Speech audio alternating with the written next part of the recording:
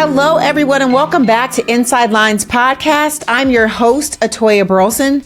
On the show today, we have a true trailblazer in the media world. She is an Emmy Award-winning television journalist, a distinguished Forbes writer, and a highly regarded coach dedicated to empowering others to achieve their highest potential and navigate their own paths to success.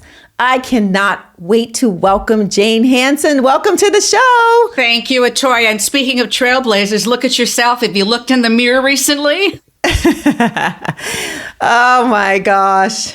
It's been a journey. I look back and think like, oh, I don't know how I got here, but it's been cool. It's been a great experience. It really has. But it's wonderful because what I see you doing is what so many women are doing or attempting to do these days, which is you're not following a straight path. And then you go in one direction and say, whoa, wait a minute, this looks great too. And then what about this? And what about this? At every step of the way, you're setting examples, you're creating great, beautiful content but continuing to show all the love and the family and all that stuff. So I think it's our time, just speaking for myself, the time of the women. It is. I agree. I could not agree with you more. I'm excited to see, especially with this Olympics, and we're going to talk about that in just a second, especially with this Olympics, where women go and what we do. I'm excited because celebrating women has become the norm. And for so long, we've had to uplift and celebrate the men.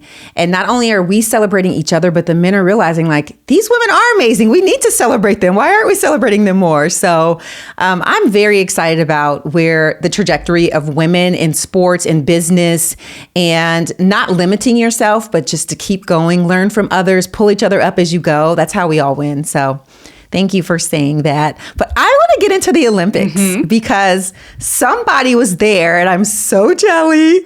You should have been there. So I was there for a week and I took my daughter and we just had the very best time. And what I found from beginning to end with this incredible spirit. Now I know there were some, hiccups along the way where people were like, oh, wait a minute, why did that happen? But overall, and I've covered the Olympics for NBC. This is the first time that I wasn't covering it for them, but I was there. I did write some articles for Forbes, and specifically talking about that whole issue of how many women were there.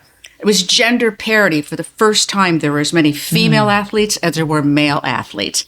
Love it. And when I was there, I went to the gymnastics, I went to soccer, I went to beach volleyball, which was the hottest ticket in town.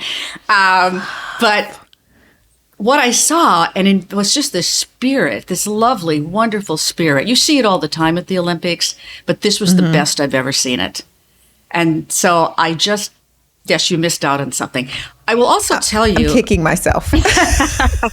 Next time. What I will also tell you is that the way in which the Parisians handled it, what the French handled it, I mean, we worried that it was going to be very busy. We worried it would be too crowded. We worried we'd have a hard time getting around. None of that happened. And in fact, we used the metro a lot, and our feet walked about 10 miles a day on average. But the metro, it was so good that they had so many people down there, volunteers, 45,000 volunteers in the city of Paris. Insane. Yeah. And they showed us all around. They almost held your hand to get on the right train. And of course, the food was fabulous. Oh, that was my next. I'm like, how was eating in Paris? Eating was amazing. And as you know, if you walk into one restaurant and you say, oh, I don't know, I'm not sure about that menu, you go next door and there's an even better one. So true. So they really did an excellent job. And of course, the Eiffel Tower being the center of it all. And when you went to beach volleyball, every direction you saw it. It couldn't be better. That's so cool. I watched it on TV and I was just like, why am I not there? I had the worst. I'm a FOMO person here and there. It's very rare, but I had the worst FOMO of my life. I'm kicking myself and I said, okay, Atoya, you should have went, but you didn't. So you have LA in 4 years, but you talk about traffic. I would have probably gambled on better traffic as far as like not as busy in Paris. Then I know LA is going to be insane.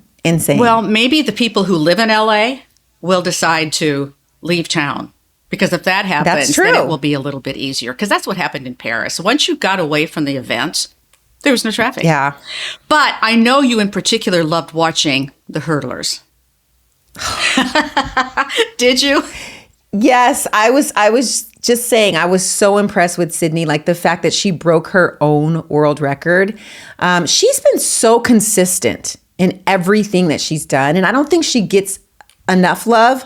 I was a hurdle champ in college in the 100 hurdles. And the 400 hurdles, it was not my favorite race. Why? Because it's long and it's hard and you have to sprint the entire lap.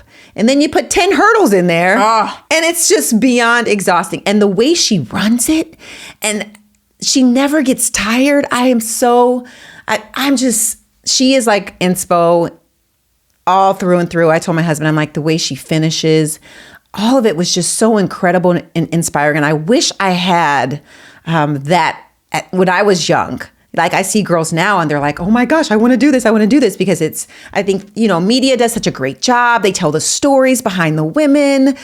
So you hear, all of their testimonies and the trials and the things that they've been through. So you don't just see someone come up, get in the blocks and take off, right? You have the full story. And I love how far sports have come in just telling not just the story of this person can participate in a sport and be the best, but who they are behind the scenes. The BTS has been incredible this year. The way that you're saying that reminds me of the piece that I did about how the female athlete is now the main go-to for a lot of different brands, and brands that you wouldn't even think about as their ambassadors or whatever you want to call them. And I had a conversation with a guy named Craig Broomer, who is the CMO of American Eagle, and they had Jordan Childs. No, wait a minute. I'm sorry. Yes. No, not Jordan. I'm sorry. They have Coco Gauff and a couple of other people. And his point, Jordan was with another cosmetics company called Milani. But with Craig from American Eagle, his whole point about the women is that they are so multi-dimensional, that it's not just what they're doing on the screen or on the field, but it's what they're doing outside of it too. Because they all have these causes and they understand what they're doing can bring to a cause that's dear to their heart by helping it because they're there. And so he said that's why these female athletes are so now important, much more important than influencers or anything else. But I have to say something before we carry this on, because you just talked about, you were like, oh, I could never be like Sydney. But you had to have been, because you're now about to be inducted into the University of Nevada Hall of Fame. So there. I am. Thank you. Congratulations.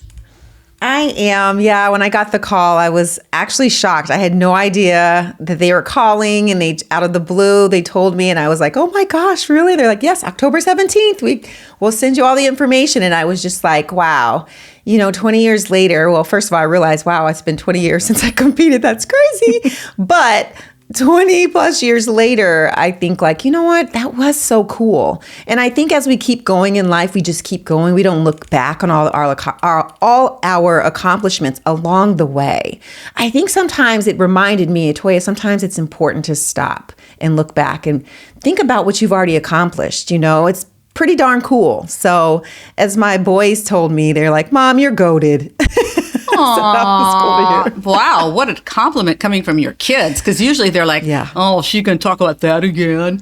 So, you know what I mean? But I do think, look, I'm an athlete in terms of I love sports and I play a lot of different ones, but I've never excelled in them.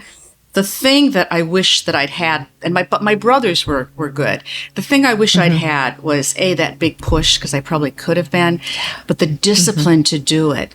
And I think that the discipline that you learned from doing that when you were a young woman has brought you to so many other things. It's just amazing what sports do for us. It's so true. I was watching, I don't even remember what it was and where I saw it, but I was watching something and they said, if you think about an athlete, most athletes female athletes, when they're done playing sports, they are very accomplished in their life because they've been through resilience. They fought through it. They're disciplined. They don't let anything distract them. They're focused. They have goals and they're going after them. And they take all of that into life, right? So no matter what you're doing, once you finish or even while you're participating in sports, you still can take those same work ethics and apply them to life and succeed. So, not to mention the idea of teams. Yes. The teamwork, because even though you were a hurdler, there's still, there's still that sense of teamwork, the camaraderie, etc. Absolutely. So, and that's the other thing at the Olympics. Another piece that I did for Forbes, I talked about. Yes, tell me about it. I talked about how there was this. Every single thing you saw, the athletes, not even from the same country or the same team, there was this collaboration of cultures, this kind of feeling for each other that just came ringing through everything they did. And I remember golfer Scotty Scheffler, who won the gold for the American golf team, but he was trailing behind for a while, but he was out watching a lot of other sports. And he said, basically, I am so in awe of what these people can do. It makes me it just gives you this great feeling. He said there's a patriotic feeling about our country, which is one of the great deals of the Olympics, that patriotism. But it's also towards all the other athletes from every other place that we can look at them and we can say, wow, you are amazing. Yes, it's like a respect across the boards, no matter what you're going to watch. You know what they did a good job of too? I noticed when they did the opening ceremonies, they gave the athletes an opportunity from all different sports to get together and take pictures and, make videos together. So to your point, everyone had this respect for each other and they wanted to take pictures and be a part and join in together. And that was so cool. I was like, oh my gosh, this is like, and that's why I say it's FOMO, because it's like you had the best of everything in one world. Exactly. How often does that happen? Rarely, if ever. Yeah. I mean, that's great. So it was so cool. Speaking of, okay, so I want to talk about you. You're this amazing writer and you are such a distinguished writer because you kind of cover many genres. Tell me how you got started and then how did you decide to focus in your career? Well, so beginning as a broadcaster at NBC for almost 30 years,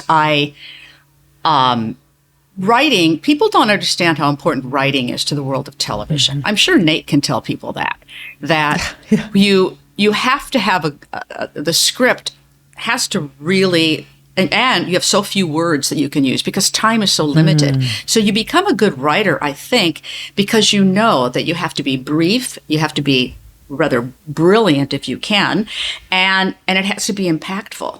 And so that I learned that early on, and I learned most of it from just doing it. And so you easily can pick out. It's one of the things I recognized really helped me in my coaching career now is that I can literally walk into a situation and I can figure out what's the key point? What's the bottom line to what they're doing? And how can I help them get there?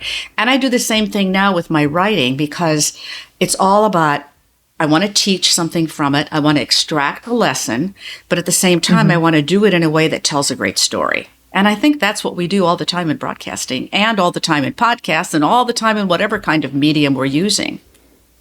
Yes, it's so true. I think about, from broadcasting to podcasting, even to social media, there's all of these, media is basically used all the time. And now I think with kids, social media has become news, right? Like that is the news for kids. They find out everything on social media.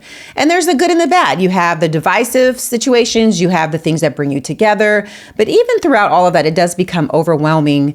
What would you say in regards to social media and how we can hopefully, I guess, change the trajectory of where it is? Because I do feel like, when you hear things, it's not always positive. True. And the other thing is there's a lot of phoniness about it in terms of I see what people are posting or what they're saying, and I don't necessarily know what the truth is.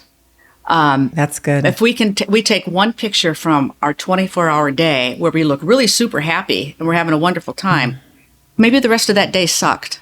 I don't know. So I think we give these wrong impressions. And I also think it can make you do the most terrible thing in the world, which is compare yourself to other people. I mean, that's so bad. I'm also concerned, you know, when social media first started, and as a journalist, we called it civilian journalism. When somebody would post some pictures and say, hey, I'm here at the scene of the crime and this is what happened. But they were only looking at it from one angle. And they probably had some inborn bias about that situation, whatever that was. Right. So we don't know that that's true, but yet other people that are not trained journalists will look at it and say, did you see what happened? And take it as the truth. But what I've always done as a journalist is go out there and find all the sides to a story, and then you put it all together and you let your audience decide, what do they want? How do they want to interpret it? And what do they want to believe? And, or take away from it. And I don't know that we get that much of that anymore. And that's upsetting. Yeah, I think, I think about you, you talked about being a correspondent at NBC for all of these years. So you worked hard, right, throughout your career. There was integrity behind it. There was work ethic. You were taught that there was a way to do things. And to your point now with social media, it's just people have this automatic way of being able to reach out to the masses with maybe not so factual news or divisive news. And that's the scary part to me, because it's like, how do they have this platform? Where did it come from? Right. And from your perspective, Jane, talk about, how you started and what you had to do, and then, the differences now. So I graduated from the University of Minnesota with a degree in broadcast journalism, and my very first... Wait a minute. Are you a Vikings fan? Yes, I am. That's awesome. That's where Nate was drafted. He was drafted from college to the Vikings. That's where we drove in my Dodge Neon all the way to Minnesota. He got drafted. And you went from Nevada to those wonderful winters. Yes, I call it Minnesota, okay? Because I was not ready. I was like, yeah, I need a different kind of coat here. This is not working. Yeah, no kidding. I mean, I think about how I used to walk in the snow with shoes on and no socks, and I could be outside playing for hours, and I'm like, whoa. How did I do that? I know, seriously. But it was a great place to grow up. I grew up in this little tiny town in the middle of nowhere, and just about everybody was my cousin. So, okay. And unfortunately, they all watched what I did. Couldn't get away with anything. So my first job was in Sioux Falls, South Dakota. The second one was in Cedar Rapids, Iowa, in very quick progression. And then I was hired in New York, which was a very big jump. But, and I was like 23 or so, 23, 24. And when you're that young, as you know, you're very idealistic. Like, well, yeah, why wouldn't they hire me? Just because I don't have any experience. And so I walked in the door going, oh, man, when I saw what I was facing. So that was a little bit of a shock, and it took me a little while to get used to it. But it was exciting and interesting. And as you know, New York, biggest city in the country, and kind of the whole melting pot of the world. And anybody who was anybody came through there. So it was it was baptism by fire. It was extraordinary, amazing to watch history being made every day. The experiences cannot be matched, and it taught me everything. It really did. Wonderful. Was there that one person that, when you look back, that was really helpful in supporting you in your career? There were a few. There were a couple of bosses that really believed in me and would, promoted me. And when I say promoted, I mean, they would say, yeah, she can do that. Yeah, she can do that. I'll tell you one of the interesting stories is I really wanted to do sports. And as a kid, I said my brothers were athletes, and so I was with them all the time. I mean, I used to throw a football with my brothers. My dad would make me because he wanted to make sure they were learning how to catch. And like, oh yeah, you're a girl. You don't need to learn how to catch. Just learn how to throw, right? So, but anyway, and we would go to Twins games. Did you ever become a Twins fan? Yes, absolutely. we'd go to Twins games, and I was the one who wrote down all the stats, and then I'd talk about this play and that play and blah, blah, blah, blah, blah. So I knew a lot about sports, and I tried to convince him to let me do it. And of course it was, they never said, oh, you're a girl, but that was that kind of the inference. Well, we have all these sportscasters, it's their job. So the way I actually started to do sports is the Yankees had won, as usual, a World Series. And we were going to do a big show about it. And I said, why don't you let me be like the color girl? And they went, what do you mean? You were the color commentator? So here's what I did. So it was during the parade. So it was a victory parade. So it's our sportscaster and then my co-anchor and I. And what I did is I worked so hard to find all the backstories about every single one of the Yankees. I found out what they do in the off season, what their family's like, where they grew up, their favorite hobbies, this. I mean, I got so much information. I could tell you their life history. I could tell you the first time they walked. It was so crazy. So anyway, as the show goes on, and then I just start inserting all these things, and both of the guys look at me like, how'd you know that? How'd you know that? And the fans, particularly women, were writing in going, ooh, we love this, we love this. So all of a sudden, I got my way in. I got my entree. That's so cool. You found this is going to work for me. And I'm sure you had a lot of people copying that too. Yeah, and then it became far more acceptable, but it was, I thought, and by the way, we as women are so interested in the story. I mean, we talked about that a little earlier with the female athletes. And so what I was doing was talking about the multidimensional abilities of these Yankees players and their families and their wives or their partners or whatever it was. And in that respect, the fans got to know that person better. And women just tell those stories better. We care more. And a lot of the female fans were like, ooh, we really like that. So I agree. We want to go deep. That's just who we are to our core, right? It's like, okay, that's a cool player, but who is he? What, does he have a family? Like those things women care about. We want to know all depths of you.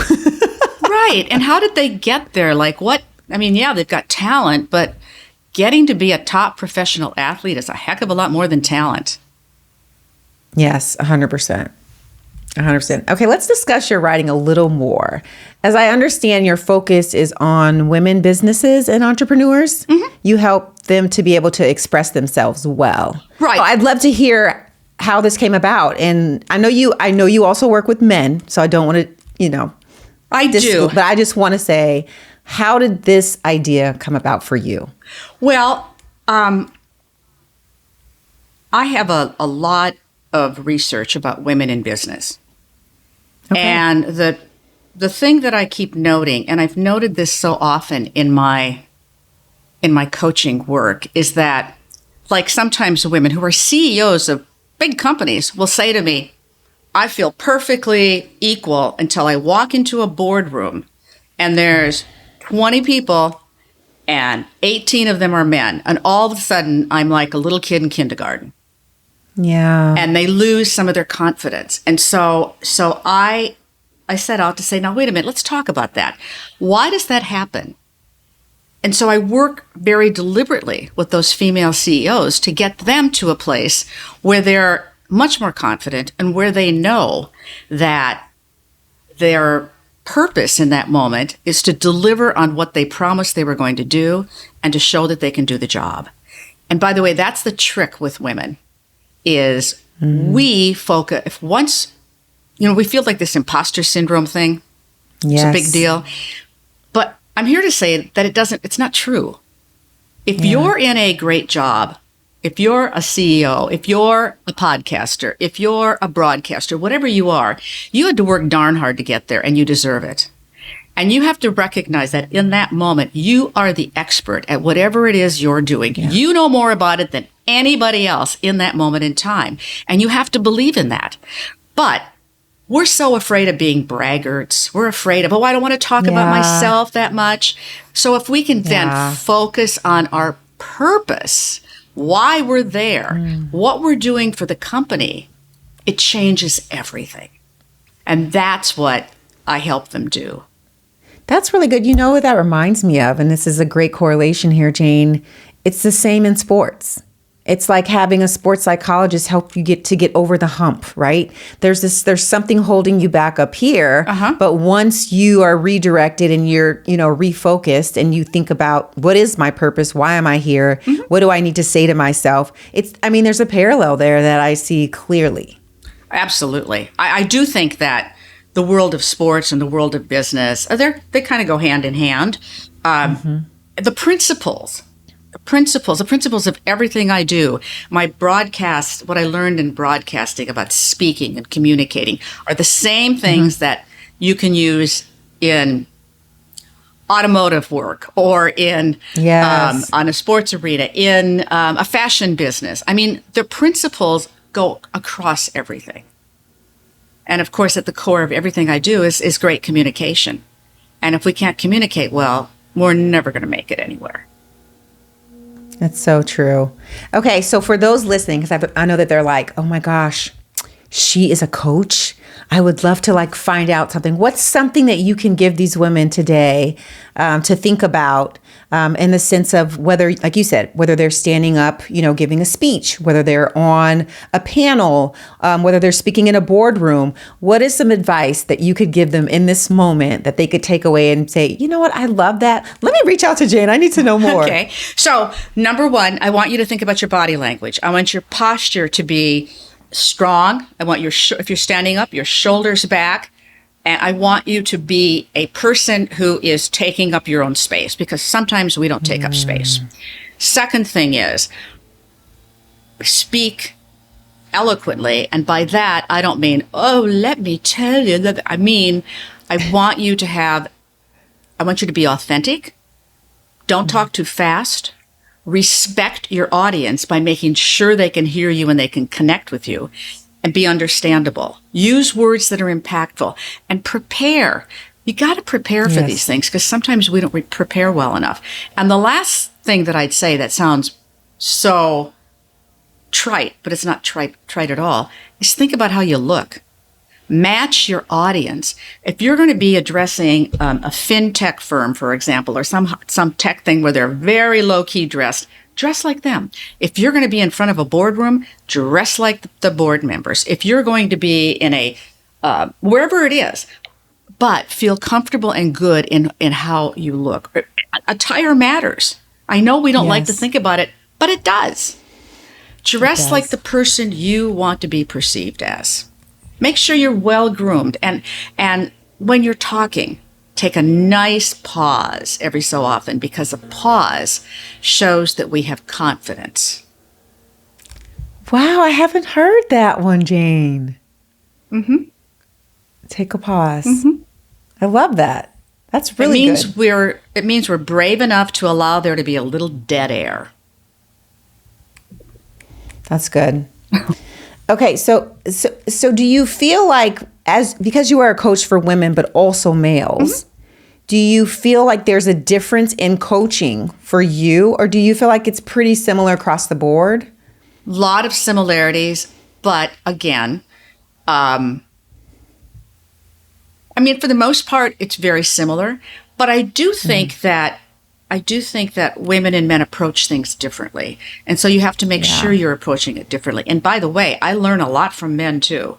I'm constantly learning things from them in terms of how I can be better, what works better, etc. There's a great story that I love to tell about women and men when they're on a stage. So it's a man and a woman both on the same stage.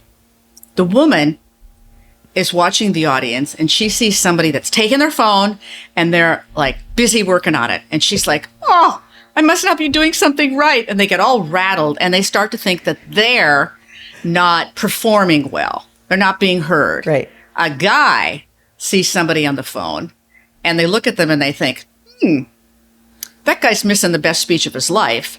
Or, I'm so good, they're tweeting out about me. Never a thought that. That is so true. What would you say is your most favorable moment when it came to coaching?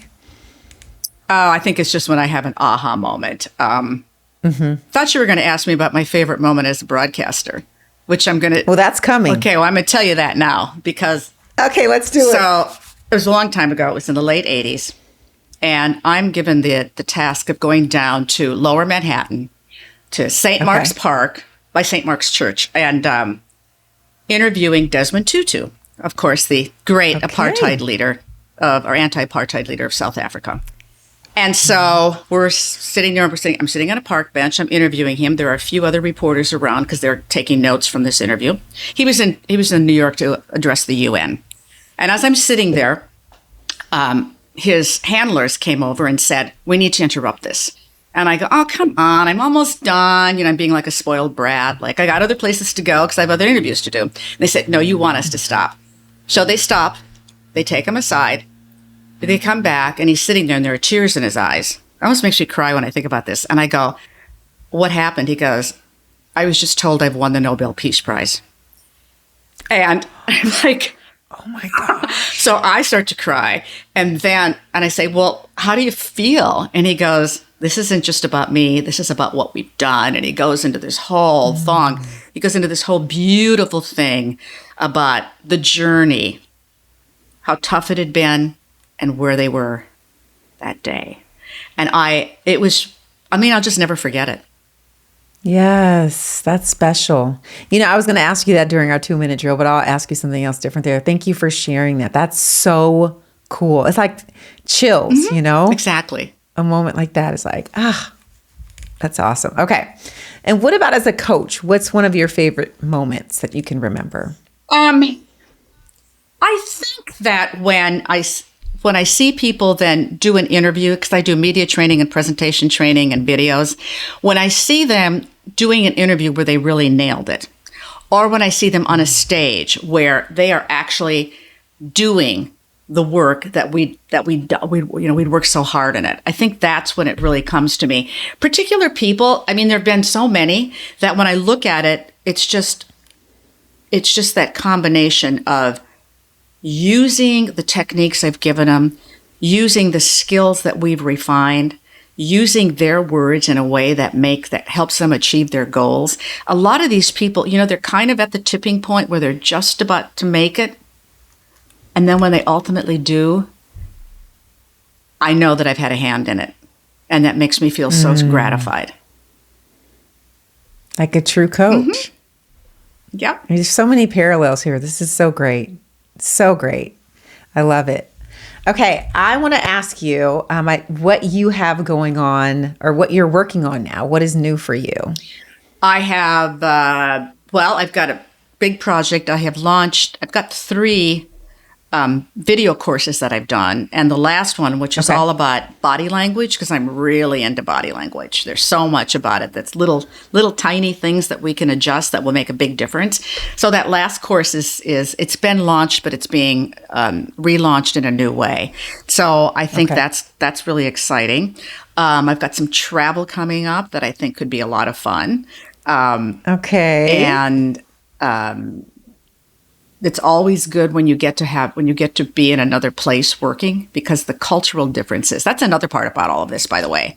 Because when you start to talk to people about cultural differences, and at the same time, we're so global. So we have to kind of circulate around how do we make sure that we're doing something right when we're speaking in another country or we're trying to do business in another place. And we have to understand the nuances of what they do. So that's fun. That is fun. So when you talk about other cultures, are you giving a presentation? Are you just having a meeting with them? What are you doing in these moments? For example, when I went to the Olympics, I stopped in London on the way, and I worked with a group of executives in London. Now, you might think because we speak the same language that everything is copacetic, but they have different meanings for some words. And they are a little bit different in the way they approach things. They're not so quick snap to make decisions like we are. So you have to think about all of that. I've worked in China, for example, and they're working with people. Obviously, I don't speak Chinese, but I work with people who are, they all speak English quite well. But again, they do business both in China and in the US and all over the world. So they really want to learn how to be more with their English, more multilingual with it, so to speak, more, in the different cultures, but also how do they behave? But we also can't deny their own culture. I've worked with people in Eastern Europe, in Paris, in Ireland, in can't remember where, but yeah, so it's fun. It's a lot of fun. That's so cool. I love that. So you literally can just go anywhere. Do you feel like all of the coaching you do, like when you're talking about body language and paying attention to, how people are reacting to you, do you pick up on that too? Is it very similar in other cultures, or do you have to adjust like body language, like, oh, well, that means something different here? Like, how does that work? Well, it is a little bit different in other cultures, but a lot of it is the same because body language is innate. We've walked the earth for a few million years. We've only had a spoken language for 160,000. So the way we react to people from a body language standpoint has remained the same. For example, if I walk into a room and I'm all stoop-shouldered, I'm shuffling in, you're probably going to go, okay, this meeting is not going to be much fun. This person looks dull and boring. And how do I get out of here fast? Whereas if I walk in upright, you're going to be like, cool. If I've got a smile on my face, it's much more warming. Yeah. And smiles, by the way, are universal. They always there's a sense of euphoria. So smiles are great. Yes. If my dad would always say that, smiles are free. That's right. There you go. He taught you something right there. He did.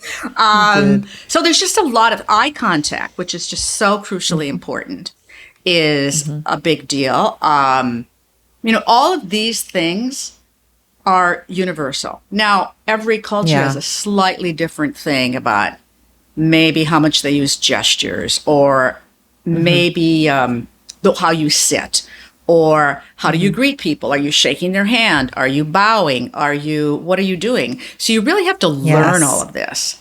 But as long as you're showing respect, I talk a lot about respect. As long as you're showing respect, and you can indicate that through your body language, you're pretty much going to be okay. So you have basically taught many people about body language, about gaining self-confidence in rooms. You also have these courses. Have you ever considered writing a book for those that just want to sit and immerse themselves in what you're teaching? Well, it's funny you should mention that because I'm transcribing the body language course right now. So it can be in a book, and then of course I will add to it because we couldn't get everything into it. So I'm literally doing that as we speak. So I would love that because now you have me thinking. I'm like, I wonder what my body language, demonstrates, or what other people see when they talk to me. I would be so intrigued to know.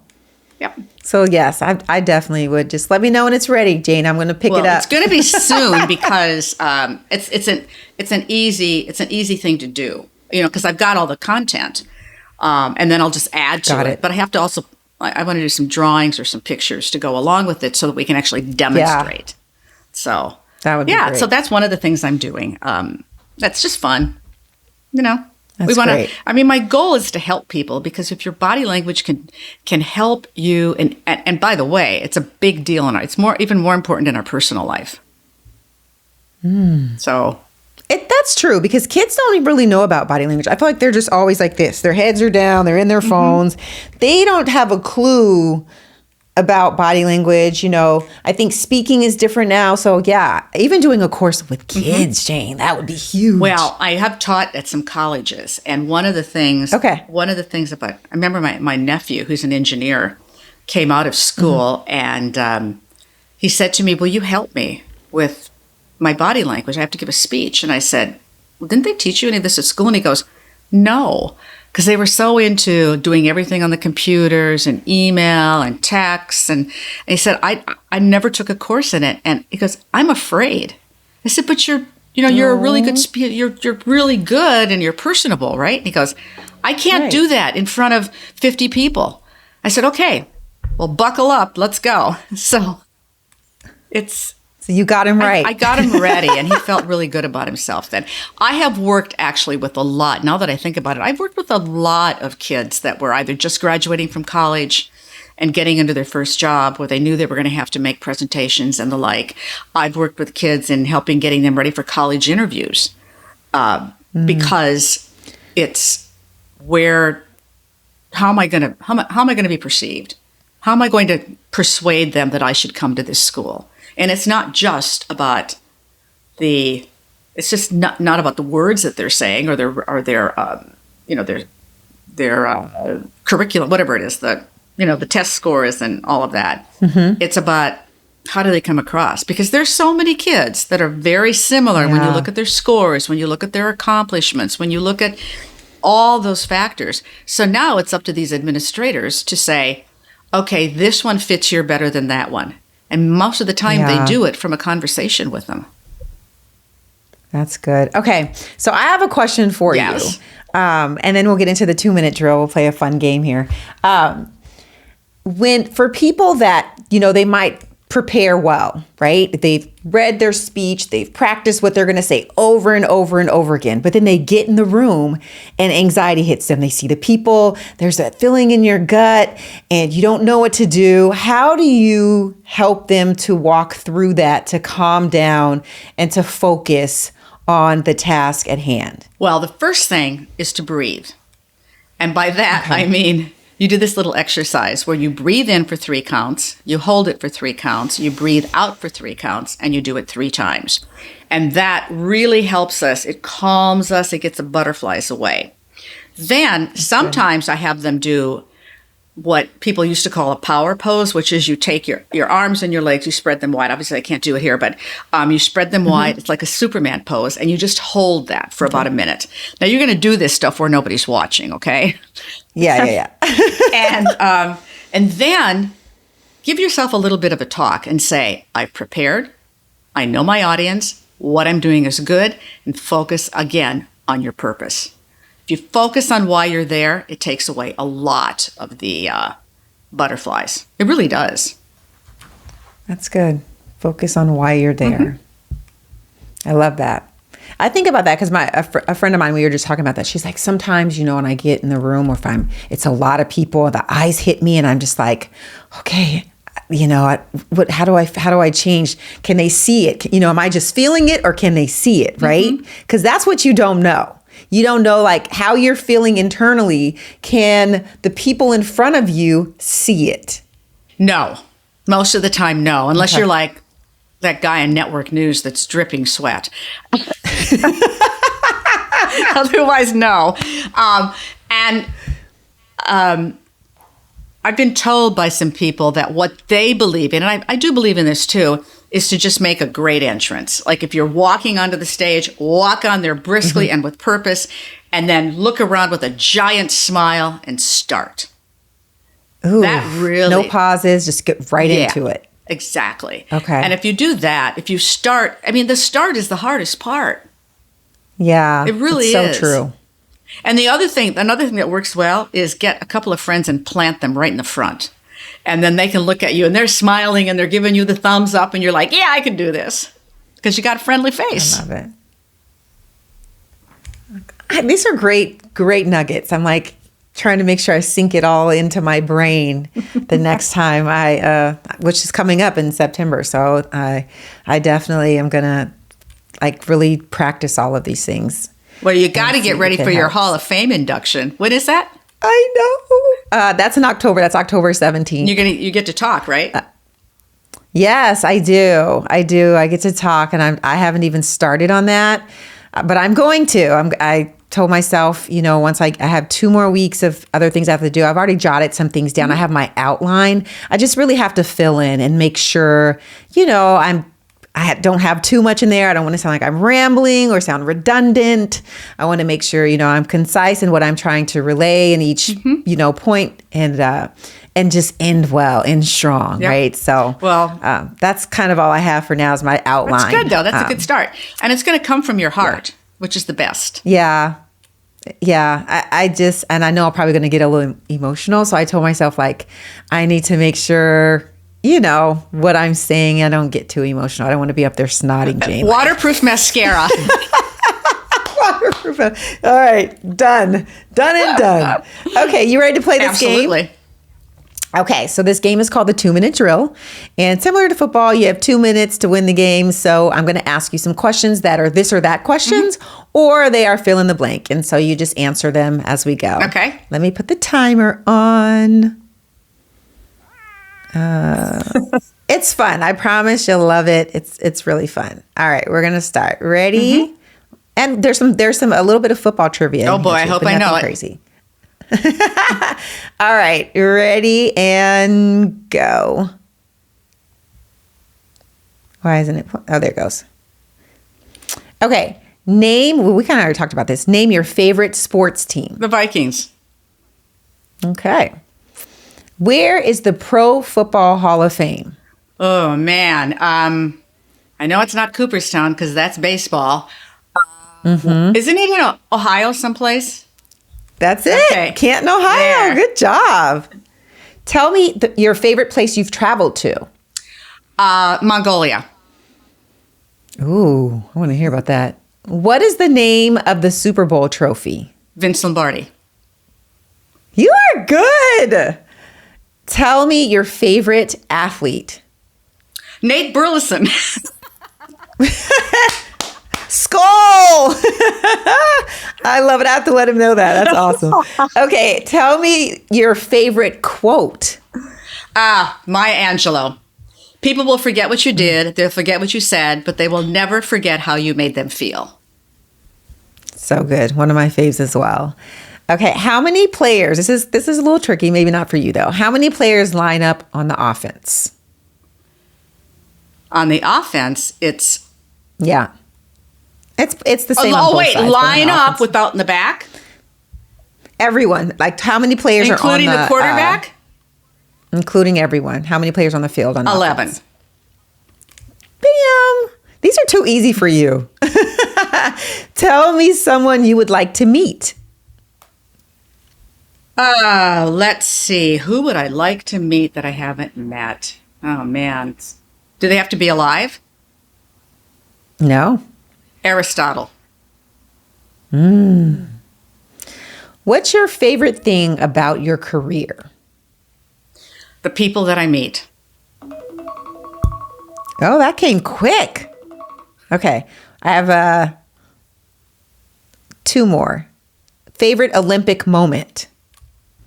Was when I was covering the Olympics in 2004 in Greece, and which of course is the home of the Olympics. It's the first Summer Olympics after 9/11, and I'm in the stadium, and the USA swimming team had just won a gold medal, and they're playing the national anthem as the sun is setting over the 7 hills.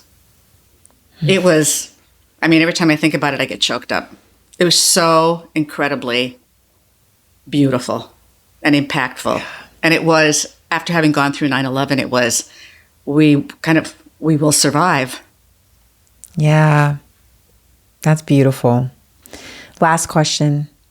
If you could tell your younger self anything, what would it be? To be more confident as I was going along, to believe that, I was really confident at first, and then I think I went down a little bit because, as things happen in a career, you go, oh, am I dealing with that? Okay, all that crap. I think I think it's really believing in myself, advocating for myself, and being, just having that really strong belief that you can do anything. And I think we have it, and then we lose it, and then I think we get it back again. Yeah, the ebbs and flows. That's so true. Jane, you are magical. I have enjoyed this so much. You're so inspirational. And I know that there's so many other women, men that would probably want to reach out to you. if they want to get a hold of you, where would they find you? A couple of ways. I have a website that's called Jane Hanson, which is HANSON.com, or they can email me, which is jane@janehanson.com. I'd love to hear from anybody. Super fun. That's awesome. I'll make sure to put those in the show notes so that they have that. Thank you so much for coming on. You are so inspirational. Thank you for sharing your stories with me, Olympic stories in your life. I am so inspired by you. I'm inspired by you. Sure I'm going to have so many questions for you. You said to reach out to you. I'm going to be like, okay, Jane, I was thinking about this because I would love to hear your expertise and grow with you as well. So thank you again for coming on. It's been a pleasure. I enjoyed every minute of it. All right. Well, that's our show. For the latest on the Inside Lines podcast, make sure to follow on both Instagram and Facebook. You can also check out the website, insidelinespodcast.com, and listen to your favorite episode. Lastly, check out the YouTube page, Inside Lines Podcast, and make sure to subscribe and hit the bell so that you know when a new episode comes out. And please, leave an amazing 5-star review online and let us know who you'd like to hear on Inside Lines Podcast. Until next time, leave it all out on the field. Thanks for listening.